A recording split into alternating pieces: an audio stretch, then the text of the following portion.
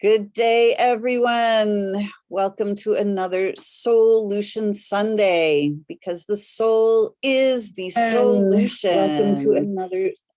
And good morning. Here we are with our beautiful, wonderful angel friend, Keith Leon S.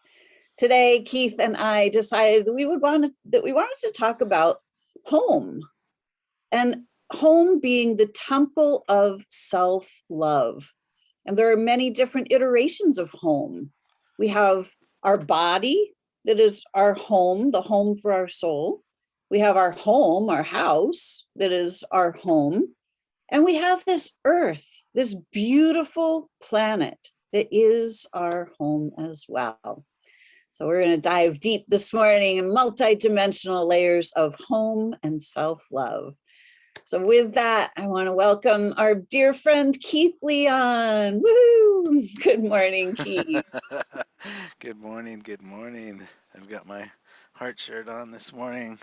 Perfect representation of self-love. That's right. That's right. And it's pink. And you always wear pink. So no wonder you're just like loving yourself all the time. There we go. It did not used to be that way at all. Growing up, oh my gosh, I did not learn to love myself. When I was growing up, I didn't even really like myself for the most part. I don't know how it was for you, but for whatever reason, I had a family environment that I was always screwing up. I was always getting it wrong. Like I never, like there was one way to do things in my household, and I could never figure out what that way was. So like I was always told that, no, that's not right. You have to do it this way. You can't do it that way. I was like, I was so confused by the time I was a teenager. I didn't know what end was up. Yeah. Yeah, I think I always was good at loving others unconditionally, but I don't think I loved myself unconditionally, like full out, till maybe 3 years ago. I mean, truly. And the reason I would say that is I felt like that was true, but my body temple didn't reflect it. I mean, I got all the way up to 310 pounds, and there were many times where I would release weight, and then I would put it back on, and release weight and put it back on. So that was the inquiry was, why does it always come back on? And the truth was because I didn't love myself completely and fully unconditionally. Uh, and so that's really the work that I did and once I finally did the work that I needed to get there through a specific program that finally got me to unearth some things that were buried so deep that I didn't even know they were there. Then, and only then, could I love myself unconditionally. And once I got that, then now I have the space to truly love others. Right? Yeah, it's incredible what happens in the physical reality when we start loving unconditionally. It's like it smooths everything out in our reality, and it smooths out our body as well. I love that you're bringing up the weight issue, because we have just been programmed to believe that the weight issue is a food issue. Right. And that's, Or that's exercise issue. yeah, exactly. Food, what you eat, and the exercise part. And, that's the prevailing consciousness. That's the prevailing thought pattern. And it's literally, it's not how our biology actually works. And when we start to realize that our bodies respond to our emotions, our bodies respond to our thoughts. And when we don't feel comfortable in our own body, when we don't create that environment of comfort and ease for ourselves, our bodies literally feel like a fish out of water. Like they feel like they're an alien in their own environment. And what happens when you literally pull a fish out of the water? the fish's kidney collecting tubules clamp down, they shut off so that the fish retains water for as long as possible so that it has the best chance of survival. And it turns Mm, out that all bodies on the planet have the same configurations. We all run the same programs. So when we feel like a fish out of water, when we feel uncomfortable in our own skin, that's when the weight gets put on because literally our kidney collecting tubules are shutting off and retaining the water. So when we start to understand why our bodies are actually doing what they're doing, rather than just going with the program, okay, now I have to stop eating altogether, so I can lose the weight. It's like, no, that's really not self-love. And it's really not going to make you feel any more comfortable in your own skin. The resolution to the weight is exactly what Keith just said. When you start to learn to love yourself and you create an environment, a home environment, no matter where you are, where you feel at home in your own mhm, skin, then you start mhm. to feel at home no matter where you are. Yeah. And then I started making much better choices regarding my eating. Like I like to joke around and say, I only ate one meal a day. What's the problem? Well, the problem was that that meal started when I woke up and it ended when I went to bed. That's a problem, right? I ate because I was happy. I ate because I was sad. I ate just to eat. I ate because I wasn't full. And, my grandmother would always um, make me eat until I was so miserable that I felt like I was just gonna get sick. And so in my subconscious mind, I was never full until I was at that point, Mm, yeah. right? So I didn't realize like there was one part of my journey where somebody had me like this is how much food I could eat, like the size of my fist, because that's the size that a stomach is, right? And if you do that for a week or two, then your stomach will go back to the size that it is. So once it was shrunk down to that size, it was like if you eat any more than this and you don't need to, then it's just literally stretching the stomach out again, right? So it was like, so I ate this much and I was like, surviving? I was like, how could I even be alive if I'm only eating this much food? I couldn't even wrap my mind around it for a while.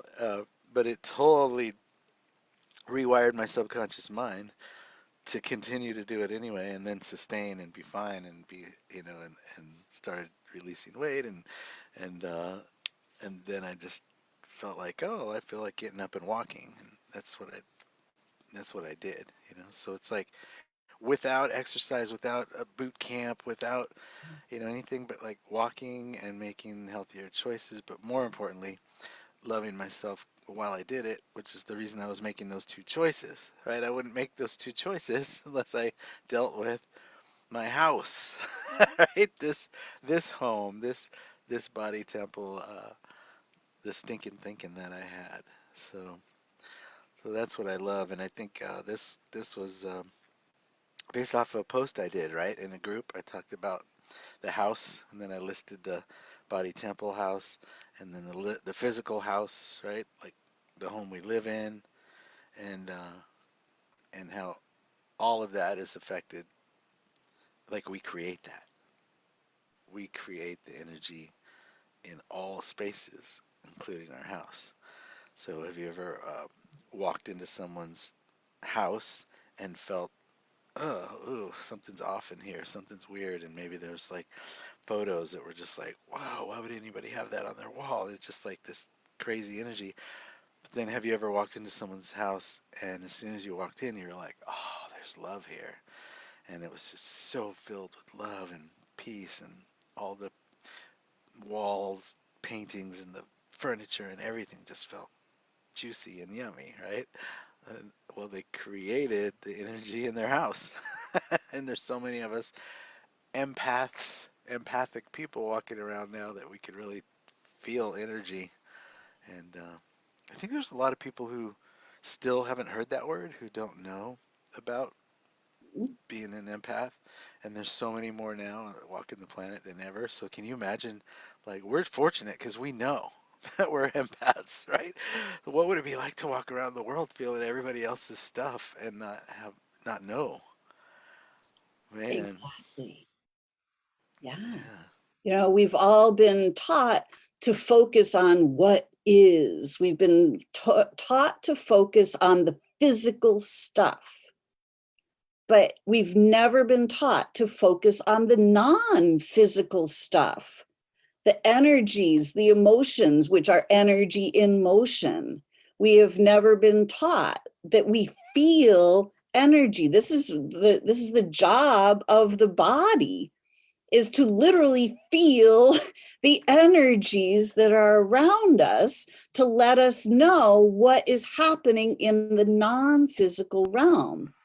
And then when we're feeling everybody else's energy, we just assume that because we are feeling it, that it's our energy. So we have so many people going, oh my gosh, I'm so anxious. I have anxiety. And they go to the doctor and they go, oh my gosh, I need a pill because I have anxiety. Well, you actually don't have anxiety. You're feeling the frequency of anxiety that is running through the collective consciousness, that's running through the collective energy field. And just because we're feeling something doesn't mean that it's ours, and doesn't mean that we have to keep feeling it. We can literally tune to a different channel. And this is part of loving ourselves. It's part of learning how to differentiate between what's mine, who am I, what is mine, and what's not my stuff. And we have all been taught to take on the stuff that's not our stuff since little kids. It's like, go here, do this. This is what you need to do. This is how you need to be. This is how you need to act. This is when you need to do. This is what you need to learn. And none of that stuff is really honoring of who we are as a soul. So we have literally been taught to not love and respect ourselves since childhood. Because how many times when we were kids did the grown-ups tell us that we had to go do something? I was like, I really, like, it didn't feel right. And that feeling was the soul going, no, that's not true for you. That's not where you're needing to go. But as little kids, we don't really have any recourse. Like, we kind of have to do what our parents tell us to do for the most part, or the teachers or the doctors or whoever is the authority figure. So now as adults, it's up to us to start to learn to differentiate between what is ours and what is not. And this beautiful body temple that is ours is the instrument of self-love. It's the thing that is literally helping us to figure it out. When the body doesn't feel good, it's literally saying, hey, you're looking at everybody else's stuff. Turn around and look at your own stuff, because your own stuff feels great. Like, because who we are, we're naturally loving because we're made of unconditional love. As the angels in human form that we are, as the angel being, as the non-physical self, we're just pure love and light. Feels great. That's right. And all those energies that we call bad, right? Or we call bad or name and claim it as bad or not good or a whole bunch of different words for that. Uh, like I truly believe that before we came to this body, it was like all harp music, all good all the time, all love infinitely forever. And we were bored out of our minds. And so we wanted to come down and try on this meat suit so that we could experience um, every emotion, everything in a body. We wanted to feel anger and frustration, and we wanted to feel bliss, and we wanted to feel unconditional love, and we wanted to feel like all of it, even the stuff that we call bad. I think we wanted to feel what would that feel like inside of a body, right? And so when we when we call it bad, then that instantly cuts off the lesson, right? When we push it away, this is what I learned from you. When we push it away, then it persists and it comes back with a vengeance. And that's why so many people are walking around with, sickness or in pain in my experience that I had carried with me, like Santa carries the knapsack of presents, dragging it behind me for 30 years till I met Lisa, and she helped me realize that that pain was good, and that instead of resisting it, I should lean in and know that pain is healing. That means I'm healing. Oh, this means I'm healing. Man, I'm really healing right now, right? And just changing that language, right? Just changing that language. I'm really healing right now instead of I'm in so much pain right now. Was a huge shift in the subconscious mind, and not being in that resistance anymore to it. Wow, it just opened everything up. So all that to say, you know, oh, I love my family. I'm totally unconditional loving with my family. Oh, I love my friends. No matter what they do, I'll always love them, right? A lot of us are in that mode. We can we can understand what unconditionally loving means when we're talking about someone else. And then in the same thought, oh, ew, my body. Oh, I don't like my body, or I don't like this, or I don't like this, or I don't have this, or I'm not that, right? We really do a disservice to ourselves when we say things like, I'm only human, right? Or Yeah. all of these non-creation thoughts that are actually creating. I'm not enough, right? I'm not. Anything that comes after I'm not and has a dot, dot, dot, right, is not unconditional love. It's just not that. And so the truth is that, you are perfectly made, and you are perfectly made. I think I was sharing that too last week. I had a friend two different friends who I would say, how you doing? And one would say, I'm perfectly made, and the other one would say, blessed and highly favored. How you doing? Blessed and highly favored. And at first I thought, oh, and humble too, right? I was just like, oh my God, you're blessed and highly favored over everyone else. And then I thought, wow, look at that judgment that I'm having when they say that. So what's that about? Okay, they're saying I'm made in the image and likeness of that which made me. I am so blessed, right? Highly favored, meaning all that I think and I create, right?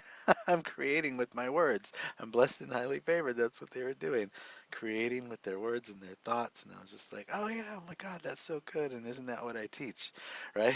And so I don't say it all the time, but I say so many other words that are exactly the same thing. You know, how are you doing? Oh, so good. It's a beautiful day today. You know, I'm, I'm blessed and highly favored that I live in right now in this RV park with all people who are retired. They're the opposite of stressed, right? They got nowhere to go. They're in no hurry, and so no matter what, when you ask them how they're doing, they're just like, "Oh, life is good," or you know, "Oh, I mean, does it get any better than this?" Right? It's just everywhere you go, an affirmation and like-minded people, because that's where I live all the time anyway. And because I know that my words create my reality, my thoughts create my reality. So how can I, in the past, I thought, how can I undo the stinking thinking that I have, and really looked to the tools to do that. The truth is that you are perfectly made. Yes, just the way you are, listening, watching right now. There's like absolutely nothing wrong with you, and the only thing wrong with you is that you think something's wrong with you. That's Exactly. it. And that's not even your story. That's been conditioned into you from the first time you reached out as a toddler. You finally stood up and were able to walk and reached out to touch something, and your parents went, "No, no, no, don't touch that. You'll break it. Bad." Right? It's like it started then, and then it just piled on ever since. And so, yeah, when we can love ourselves the same way that we're so willing to love everyone else, then we're on to something. Exactly. And when because we are the soul that comes into a body, we are non-physical beings and we are made of this love and light. But when we come into the body, because everybody is conditioned to see the body, they don't see the soul in the body. And then they project onto the body a personality. And then we end up living as this person that we're not, because we're not a person, we're a soul. Like there's a very big difference. The person is the limited human, and that's not who and what we are. And when we find out that, our person isn't even really our own, that the government owns our person, it's like, whoa, what just happened? And we wonder why we don't feel good. We wonder why we don't feel at home, but we're living as someone that we are not. And when we start to flip our perception from the physical person that we think we are to who we actually are, it flips everything, because we start to really learn to love who we are as the soul. And the soul, there is, like you say, there's literally nothing wrong with who we are as a soul, ever. And when we start That's to right. focus on that, it's easy to love ourselves. It's easy to love creation itself. It's easy to love unconditional love and light. Yeah, and anything that isn't any story that's the opposite of you're made perfectly, right? Everything is perfect about you is someone else's story. That's how I draw my cards too. I let it flip out. Just flew out. Yep, that's how I draw mine. So yeah, so anytime we're chatting about something, I love to say, what do the archangels want to say about that? So I just pulled one of my cards from the Walking with Your Angels daily inspiration deck, and we got Archangel Haniel, which is pretty cool because there's usually one that pops up every time I pull. And Haniel decided to jump in this time, which is pretty cool. It says, "You need only ask me to assist you with new beginnings, create positive change, or good fortune. There's no gift that is too great for you to receive, for you are created in the image and likeness of the One." Interesting. You and the Father are one. You and the Mother are one. All you can imagine is available to you now. Yeah. I love that. Beautiful. The Yeah. artwork on that. It's just Talking about beautiful. creating our own reality. That's Everything it. is available to us. And when we really Yeah. start to learn how to look at energy, and when we start to operate as our higher self, as our non-physical self, we create with energy first, and then the energy collapses into physical form. So we've all only been taught about the physical form. We haven't been taught about the energies. So when we start to focus on our higher self, on the soul that we actually are, the soul is the part that looks at energy. The soul is the part that is the master of all energy. And then when we start to consciously use energy, then we pull that energy into our bodies, and then the physical reality shows up to match our energy. This is like the law of attraction. Like attracts like. So if we're walking around with like, I don't like myself, this body is blah, blah, and the physical reality exactly matches that story. So when we start to tell a better story, when we start to actually realize that we aren't this physical body, we're not the person that we're told we are or that we think we have to be, that we're actually the unlimited soul, then we can flip how we look at things and we can start to actually respect ourselves and love ourselves and realize that the person is the part that's been bashed around on the rocks of life and is all dented and confused. But as soon as we open up to being the soul, all of that smooths out. All of the wounds, all of the dents, all of the confusion just start to go away. And we start to live a higher octave of existence. Mm-hmm. Yeah, and it's true that like attracts like when it comes to qualities, right? Qualities. Um, I always laugh at when people say they say that anything that comes after that, they say that is usually not the truth, right? So they say that opposites attract.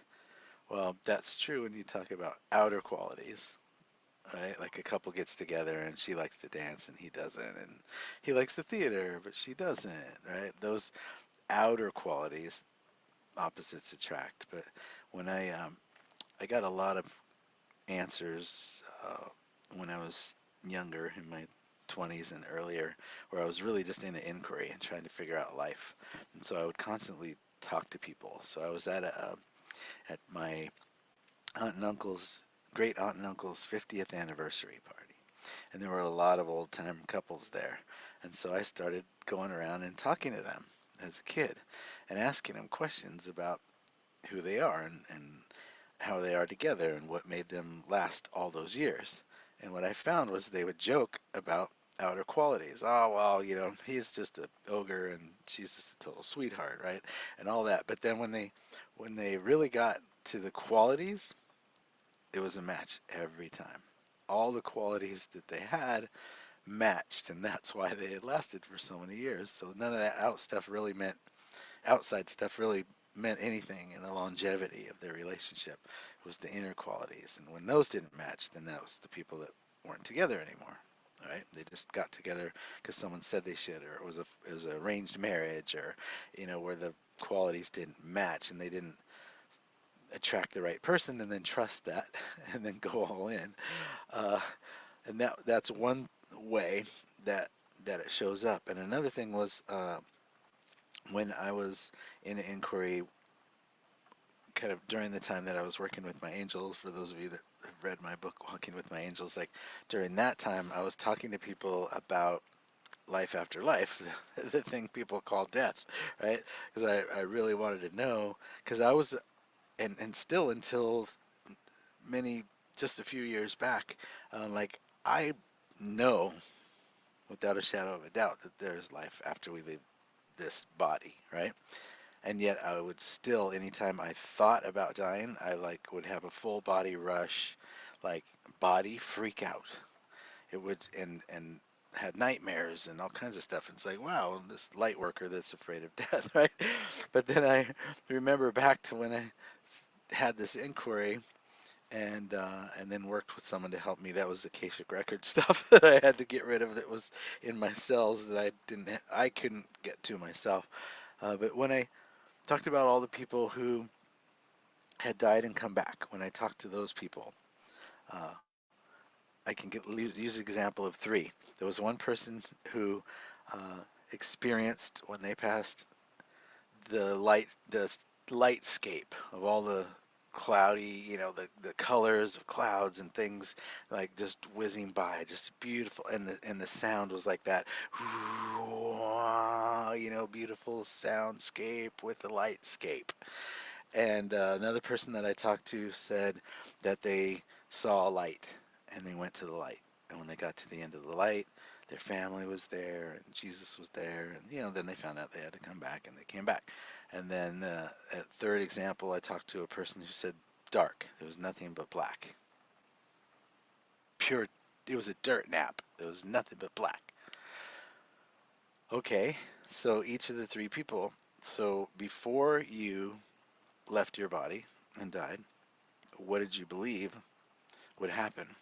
Mhm. The first one, I believed in the lightscape with the music and the soundscape, and the second one, I believed that I would go to the light and that my family would be there and Jesus would be there, and the third one, I believed that there was nothing.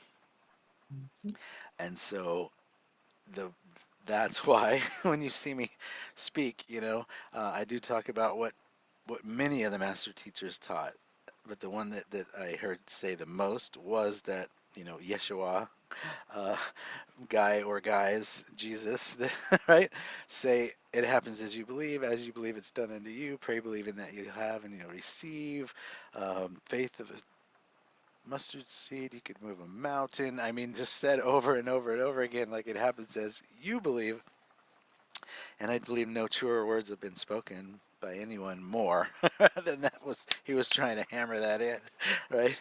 And why when I was working with that angel, he said anything that you can imagine is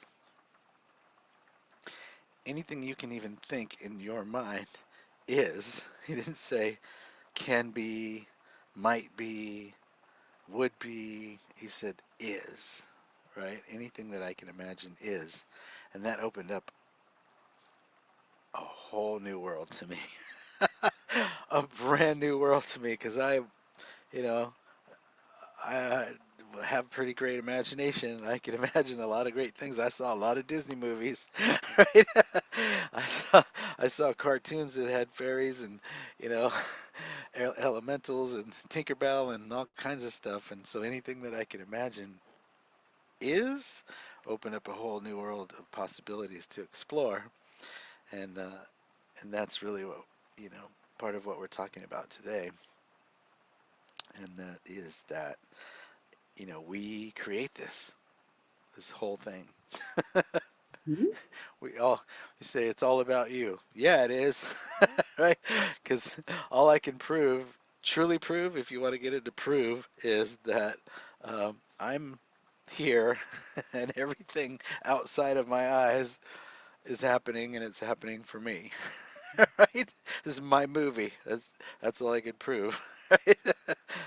I'm here, and this is my movie. So if I'm the writer and the director and the producer and the star, Actor, yeah. well, how do I want this movie to shape up?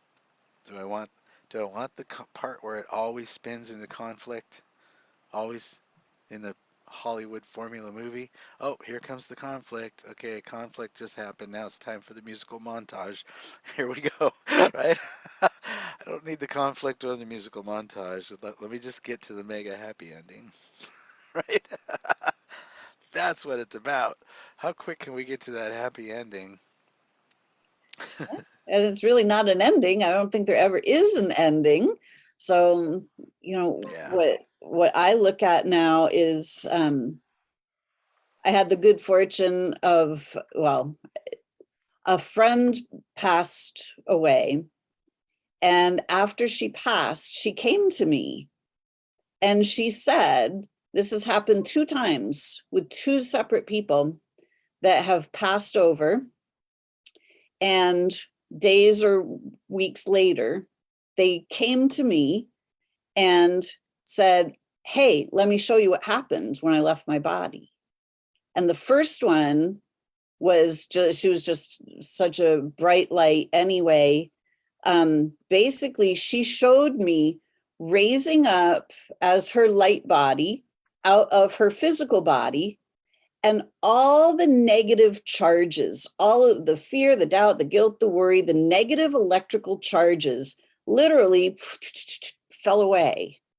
And it was just pure light and pure positive and pure love. And in that moment, I had a massive realization about how electromagnetic energy actually works. to create our reality, because everything is energy, and it's either positively charged energy or it's negatively charged energy. And it's all the negatively charged energies that create the uncomfortableness, the doubt, the fear, the worry, the anxiety. All of that is literally negatively charged energy. So once I saw that as she stepped out of her body, the negative charges just simply neutralized and fell away so that she could just be who she truly is. It was like, oh, and I realized nothing happened to her. She simply stepped away from the body. That was it. So there was no ending. And now whenever I see her, she's got like a beautiful wolf by her side. She's always wearing this beautiful cloak, and like she's just beaming of light. It's really super cool. And I had another woman come and show me the exact same thing. I didn't know this woman very well, but I had gone to see her in her last days. And after she left, she visited me and showed me how she had just stepped out of her body, and that she just became the light that she is. So I never talk about death. I always talk about when we step away from the body. And, Yeah. you know, we've all been taught that, there is nothing outside of the physical realm. So it's like, well, you die and you cease to exist. Well, what I'm starting to realize is that because we are souls, we are angels, that is who we are, and we actually have wings. Our wings aren't physical, they're made of light and energy, and they exist in our etheric body, the energy body that's not the density body, but it's the energy body. And when we start to place our attention on the non-physical parts of ourselves, we can actually start to operate as the non-physical self. We can start to operate as the angels that we truly are. It's just a matter of placing our attention on the non-physical self. And suddenly we start to realize, wait a minute, I'm not limited by this body. I'm not limited by this personality that I have been gifted. I am completely unlimited. And when I pay attention to my own energy, and when I just love who I am, like everything else just starts falling in place, because we truly are made of love. Mm-hmm. And then we start being love, and we start loving our bodies. We start loving our homes. We start paying attention to our atmosphere in our home. Is it clean? Is it picked up? Does it feel good in our home? And then we start looking at the earth, and we start to say, hey, how beautiful a place is this that I live? Like, how can I make it even more beautiful? How can I connect to this beautiful earth? Humanity has been taught that the earth is just a rock, some dead rock floating through space, and that, we can just use her and abuse her as our garbage dump. And now we have all these massive islands of garbage floating in the oceans. Like, we don't really have to treat our home that way. We can treat this beautiful earth so much better. We can treat each other so much better, and Mm-hmm. just start honoring and loving ourselves. It all starts from loving this temple. Mm-hmm. That's right. And how can we do that? Let's try something really quick and just closing our eyes and take a nice, easy breath and just breathing at your own pace, hearing and considering the things that I'll share right now. Breathing in this, your body temple, your house. In that body temple, And in this moment right now, there's nothing more that you need. In this moment right now, you cannot be any skinnier. There's nothing that you need. You're perfect right now. You have this breath, and what more could you need in this moment right now than that beautiful breath?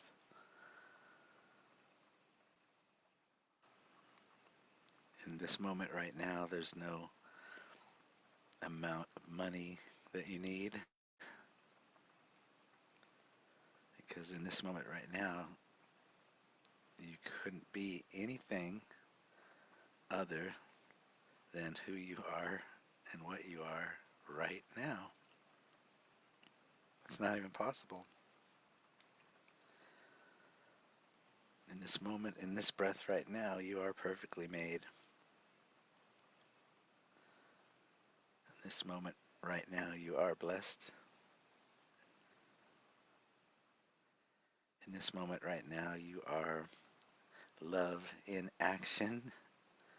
You are prosperous. You are abundant. You are joy in this moment now. You are patience in this moment now. You are understanding in this moment right now. You are love, love, and more love. In this moment right now, you're swirling light of energy. In this moment right now, there's nothing else you need to be, do, or have. In this moment right now, in this breath, you are perfection.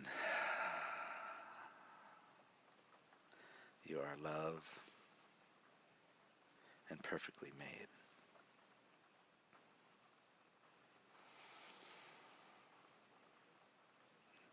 In this moment right now, you're feeling your feet on the ground. In this moment right now, you can wiggle your fingers. Come back to the body. And when you're ready, open your eyes. All we ever need is a few breaths to get back to the truth of who and what we are.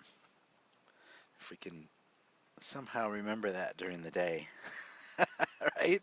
I know people that use this for good and this phone thing and set a timer for every hour, 3 times a day. Everybody kind of has a different time, the amount of time that they do it, but it's like every time the timer goes off, oh yeah, stop down. Whew, take 3 breaths and just center and remember who we are. You know, who we are is perfect. Perfect, but only always, and anything else is someone else's story. It's the quickest way I could say it. Anything other than you're perfectly made, you're perfect just the way you are, love, love, and more love. Anything beyond that is someone else's story. It's not ours. Exactly. And when we do that, I love that exercise. Thank you for sharing that. When we do that exercise, if at the same time we actually place a little bit of attention on our angel wings, you can literally, I was doing this last night, which was really, it was just so profound. I just sat for a long time and I just focused on the wings until I could literally feel them at my shoulder blades. I could feel them on my back. And when I felt them and I noticed the body that's attached to those wings, it's made of only light. And like we know scientifically, this has been proven that there are layers of us that are non-physical. We've got the etheric body, we've got an emotional body, a mental body. All of these are parts of us. And when we start to focus on the angel wings, we start to notice the non-physical part of ourself. We start to notice ourselves as the non-physical being. The non-physical being is the part that is eternal. It is the part that never dies. And when we start to focus on that part of ourselves, that's that opening of the third eye, because the etheric body, the part that has the angel wings, is a little bit bigger than the physical body. So the eye hears that third eye is the eye of the earth angels that we are. And when we start to utilize this third eye, this is the eye that lets us see in the non-physical realms. It's the eye that looks at energy and possibilities. This is the eye that we have called, it's been called our imagination, and then totally vilified. Oh, that's just your imagination. That doesn't make any difference. That's not real. It's our tool for seeing and creating. It's That's really the only real. it's the only thing that's real. Exactly. Yes. So we invite everybody to, as you set your timers, if you choose to do that, also focus on your angel wings at the same time. So you can start to notice who you are as the non-physical being. And then you start to realize, hey, if I step out of my body, I'm still me. Like, it just without the body. But when we start to realize that we're the angel being, and we start to smooth everything out, we start to become masterful with our energy, and we start choosing the energies that we use, and we start clearing out the energies that don't serve us, that we don't have to have fear or guilt or anxiety or any of those locked into our bodies. We can start to release that. We start to realize that, wow, these bodies actually can last a whole lot longer than we've ever been told. Because when these physical bodies are locked in fear or guilt or doubt, it's like, driving with the foot on the brake. It just wears things out. But when everything is just flowing and we're pulling life force energy through the body constantly, the bodies are designed to last for hundreds of years. We don't have to step Hmm. out of them unintentionally. And even then, it's like the body is following the mind. Because if you think about like George Burns, right? He was what, 110, 113 or something like that when he passed, and I think when he got to 100, they said, what's the key to longevity? And he said, well, for me, it's a cigar and a glass of scotch a day. Right? Oh my God, wait, his liver. Oh, he's drinking alcohol every day. Oh, a cigar. Oh, that causes all the words that they say after that, right? Not for George Burns. Right? For him, whiskey and a cigar was a good thing, was good for him, gave him peace in the mind, had him relax. Whatever story he told himself, he could do that every day till he was 100, 100 and plus. That was a huge eye opener for me too, because I see signs all the time, and I watch people's words and their beliefs, right? Mhm. And I remember talking to Steven Spielberg, in my opinion, one of the greatest directors of all time, and I'm finally standing in front of him and can ask him anything that I want. And so I was asking him about how he got into filmmaking, and he said, well, when he was a kid, he got a camera, the first movie camera, and just started shooting. Like that's all he ever wanted to do. So of course that's why he was going to be what he is, and he never let anybody tell him that he couldn't do that. And I grew up in Long Beach, and he ended up, I don't know if it's been like 10 years, 15 years now, but he went back to Cal State University, Long Beach, which is the school that he wanted to go to and do a film course, and he literally went there and got his degree in film as already a award-winning right award-winning director, one of the greats. Went back to school, took the course that he always wanted to took, got his degree. That's so cool. Because he wanted to, but he created what he wanted to create without someone else's story. That if you don't have that, if you don't have the film degree, you'll never be able to do that. And you know, and everything, any success that I've had is because ever since I was a kid, you know, I believed that I would be here. Right? Everything that I've created, I believed would happen. You know, I made it all up when I was a teenager sitting there watching a baseball game. You know, 20s and 30s rock star, 40s best-selling author, speaker, 50s filmmaker. Like that was my story, that was my dream. So 20s and 30s rock star. Did I get to be famous? No, but in spiritual genre, a lot of people know my music. Got to sing with Stevie Wonder. I've sang with Ben Vereen. I've sang with Keb Mo and Carl Anderson and Gloria Loring and you know so many Nancy Wilson. You know I've got to sing and perform and make music with legends and have performed at the Greek Theater, right? Which I literally stood there and watched so many concerts and memorized spots on the stage where Carlos Santana played boop, boop, boo-doo. I memorized that spot where Alanis Morissette sang Isn't It Ironic? I memorized that spot. And when I got to sing at the Greek Theater, I went and stood in those spots where that happened and felt the energy of whew, that's what it felt like while they played this here and looked in like trance. I was like gone. Every time I stepped in one of those spots, I was like whew, back to that time. So that's possibilities. And then 40s, yep, wrote a book and got mentored by all the greatest authors and speakers in the world and just did what they told me and been blessed enough to speak all over the world on some of the biggest stages. And then 50s, just realized about a month ago when someone said, you know, hey, what are your dreams? That I had been still because of having success with being an author and a publisher and helping other people get their word out and really being fully in service because that's where I live in service.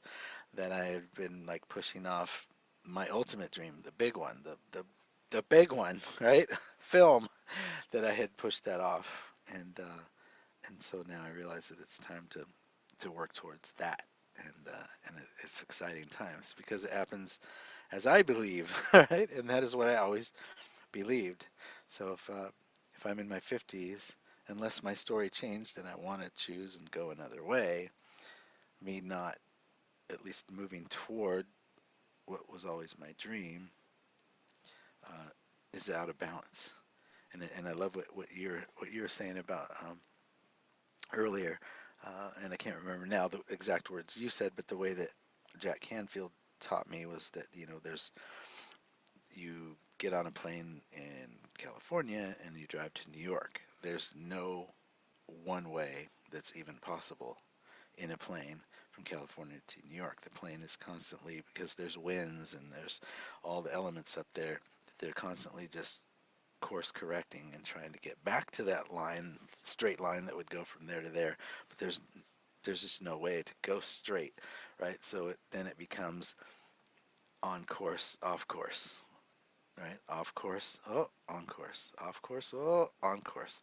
And so on course is whew, when you take the breath, when you remember your angel wings, when you focus on what you want to create instead of undoing everything by not focusing on what you want to create or creating on what they call the opposite of that, right? On course, off course. So that's I'm constantly asking myself, am I off course? Oh, let me get back on course. Let me get back on course. And that's been enlightening and completely changed everything for me. And what some of those teachers taught me a million different ways of getting back on course, right? They taught me every one of them had a different way of doing that, and then I just wrote all of them, and then just did the ones that felt the best to me. And So it's really just off course, on course. I mean, where Mm, am I at? Right? Where am love I that. at? When I'm on course, everything is grace and ease. Everything that I touch turns to gold. There's an affirmation I said a lot for years. Everything I touch turns to gold. You want to create some money in your life? Try that one on. Right? Every organ, action, and function of my body is working perfectly. Every 20, 26 years now, that's my mantra. Every organ, action, and function of my body is working perfectly. Every organ, every action of my function of my body is working perfectly. That's another one. Uh, and those things help my body, my mind, my soul remember and stay on course. Because that's where, for me, where the manifestation is, grace is, ease is, on course. And anything that's off course, now I'm caught up in someone else's story, someone else's BS. That's it, exactly. It's like when we focus outside of ourselves, then it draws us off course. And just like when you're driving in your car and you look at something like, oh, hey, look at that. And all of a sudden it's like, whoa, hang on. Right? It was like, so with us, when we, Sometimes will scare you right back too. I know, Ah! Yeah. like, so it's like really pays to focus inside on our course rather than the course of everybody else's actions. What's our own course of action? What feels right for me? What would be joyful for me? How can I make my dreams come true? Because when I'm living my dreams and I'm happy, I share with everybody else. And everybody else around me kind of wants to be around me because, like, they like being in that energy. And then they like to create that energy for themselves. And then their friends want to be around that. And this is just how it spreads all over the world. But it has to start with our own temple. We have to learn how to love and honor and respect the souls that we are and realize that these bodies are infinitely able to process anything. The cigar and the glass of scotch, body has no problem with that. Literally, no problem with doing that. I talked to a woman once and she said she smoked 3 packs of cigarettes a day. And it was like, it was like Wow. Marlboros or something. And she said every time she went to the doctor, they wanted to check her lungs. And every time they were absolutely totally clear. And she said, do you want to know my secret? I was like, yeah, absolutely. She said I smoked the ones that were healthy for me. Mm. So she literally had no resistance. As long as we don't have any resistance or any judgment about stuff, our Yeah. bodies can literally, they're yogis that have like drunk gasoline and had no effect on their body. We can transmute Mm. anything. The bodies are really amazing. But if we have these beliefs that, oh, yeah, this probably isn't really very good for me, Yeah. then that's where the resistance is. Yeah, it's probably going to kill me, but I'm just going to do it anyway. That's where the lungs build up the resistance. That's where the problems come from. But when we love and honor and respect ourselves, it's like, wow, this cigar, I love this. I love the taste. I love that it gives me the time. I love that I can just be really present. Like, it's an amazing thing. So we have Mm. so many judgments that we have been taught. But when we start to really tune in, we realize that we're unlimited. Mm.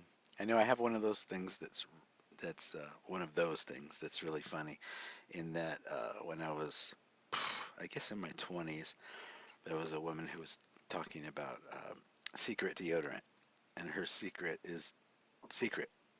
It's the secret, right? And that it works better than anything that ever. And so I'm like this sweaty, stinky, 20-year-old man, and nothing that's on the shelf that is made for a man worked. It just didn't. Like I was constantly sweating and it's in a stinky way. So I tried the unscented secret and it worked. Right? So I started sharing it with other guys. I was like, I know this is gonna sound crazy. It's a secret, but secret, right? And I would tell them about it. So all these guys, I go to their house, they would have that woman's deodorant. So then at some point, somebody told me you shouldn't be using that. You know, you should use all natural. I mean, all natural deodorant. And I mean, you're oh my God, you're plant-based, vegan. You're this, you're this, you're this, and then you're putting aluminum on your armpits. Do you know that that can give you this and this and this? And they tried to give me a myriad of things, and I was like, no, it's like my body knows exactly what to do with a teeny bit of aluminum, and I get to like not have stinky, sweaty pits because of it.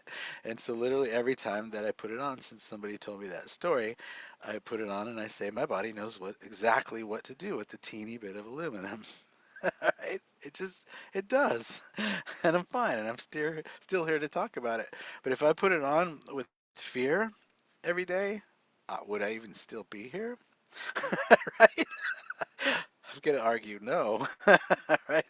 Because my body is made up of energy and vitamins and minerals, and there's certain minerals that I'm specifically putting in my body on purpose every day in my supplements and vitamins, right? So Mm. why would a teeny bit of aluminum like take me out? It just doesn't make any sense to me. So I just, what story do I want to believe? That's the story that I'll say every time I put it on. So I've never really ever shared that on the Wow. camera before, but how many men that I got using that? Because literally we tried everything. There's nothing that's made for a man that works when it comes to that. Nothing. So I was like, if it works, I'm gonna try it. That's awesome. I love it. So Shannon, just one quick at the end, she's asking about bad dreams. She's saying that every once in a while she has a bad dream that feels really real, and asking if either of us run into those types of dreams. Sure, sure. And when I do, I can usually see the metaphor when I look at it. And when I can't see why I had it, then I go and I ask Mara or someone else because when I can't see it, that means I'm too close to it. And when we share something with someone else, they can always clearly see it. Right? They can clearly see it because they're not attached to us or our story or our drama or our past.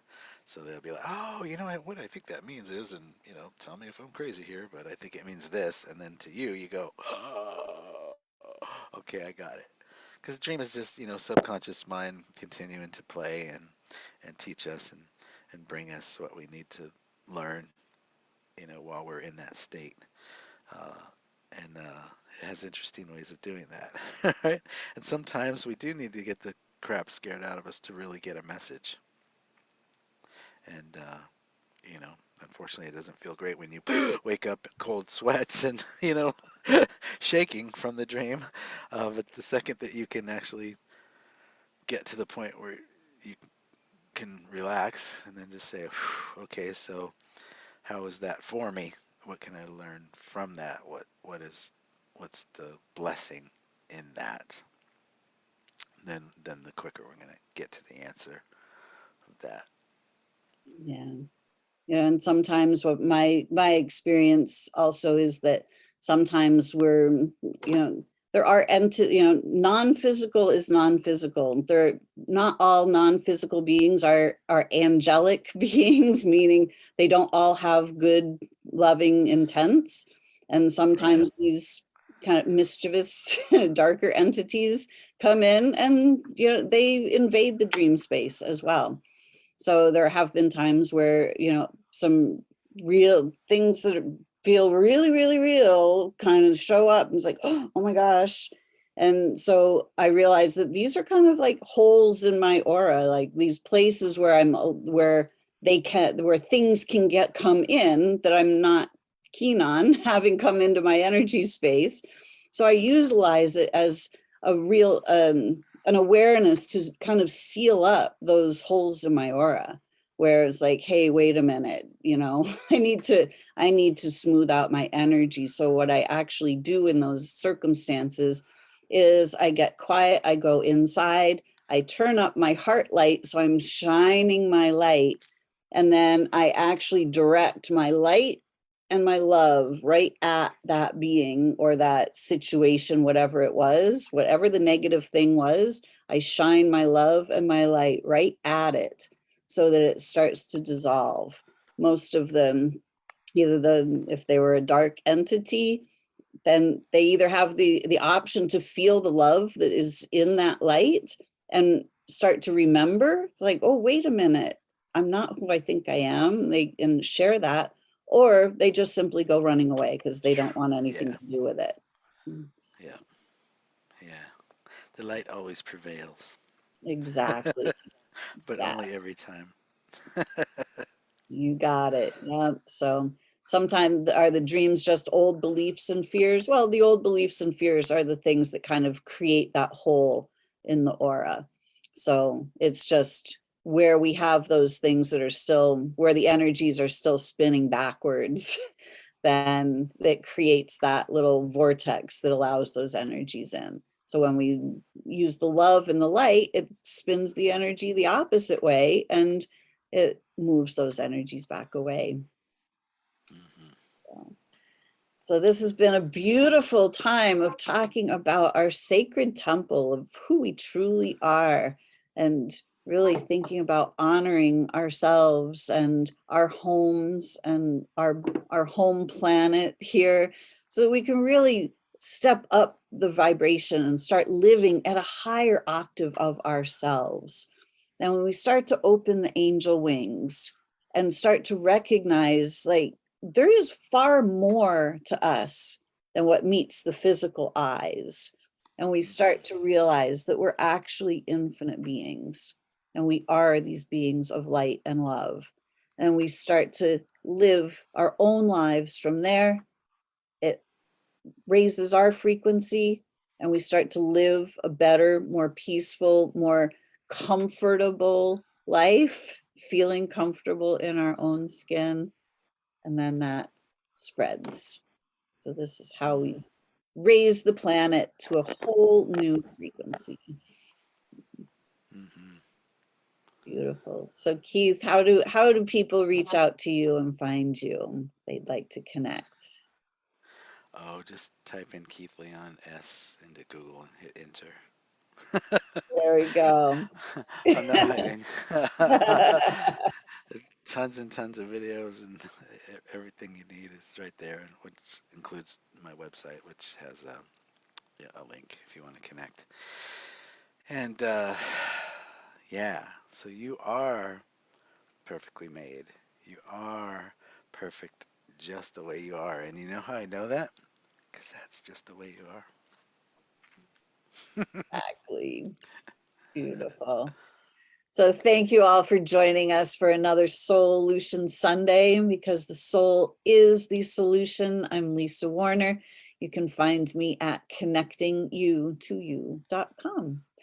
Thank you so much, Keith. I love having you on as a guest. It's such a pleasure. Thank you so much. And thank you everyone that has been here watching and participating. And if you're watching on YouTube, please give us a like, give me a subscribe. So I'm almost at 100 people now. So I just need a few more. Come on, a few more subscriptions. And we'll make it.